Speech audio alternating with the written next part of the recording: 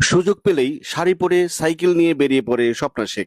মহাসড়কে প্রায় দেখা যায় তাকে। তোয়াক্কা করে না বাস, ট্রাক অথবা সিএনজি কে। যেন দূরপাল্লার গাড়িগুলোকে টেক্কা দেয়াই তার নেশা। কেমন আছো? ভালো আছি। ও বন্ধুরে, কথা দাও যাবে না ভুলে।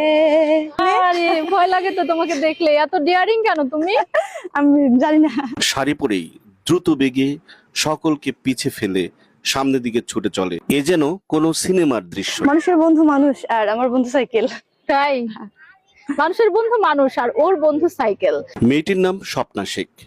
সে সাইকেল চালায় ছোটবেলা থেকেই। সাইকেল চালানো তার নেশা এবং পেশা। মানে পাবনাতে সাইকেল গার্ল হিসেবে পরিচিতি পেয়ে গেছে আমাদের এই স্বপ্না। কিন্তু কে এই স্বপ্না অনেকেই জানতে চায়, অনেকেই চিনতে চায়। স্বপ্না খুবই সাদামাটা এবং মধ্যবিত্ত পরিবারের একটা মেয়ে। ওর নেশা এবং পেশা দুইটাই হচ্ছে সাইকেল। এত পরিমাণ সাইকেল রাইড করে, আমি যখনই রাস্তাতে দেখি তখনই সে সাইকেল চালাচ্ছে। কি পাও তুমি এত সাইকেল চালিয়ে? ভালো লাগে। ভালো লাগে।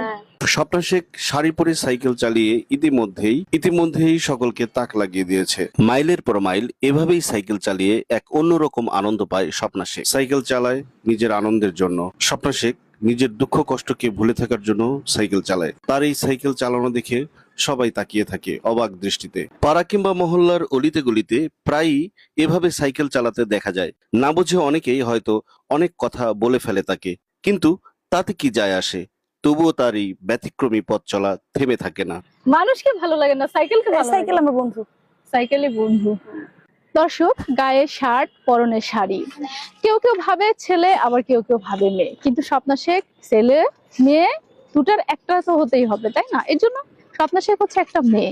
সে অনেকটাই ছেলেদের মতো আচরণ, সে অনেকটাই ছেলেদের মতোই তার বিহেভিয়ার। সে প্রতিনিয়ত এভাবে সাইকেল চালায়, কখনো চড়াই উতরাই, কখনো বা সমান্তরাল রাস্তা দিয়ে বেয়ে চলে তার সাইকেল।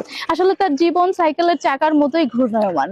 তার জীবনে আসলে বিয়েও হয়েছিল, স্বামী সন্তানও আছে, সবকিছুই আছে, কিন্তু ভাগ্য যেন তাকে আজকে এরকম একটা পরিস্থিতি দিয়েছে।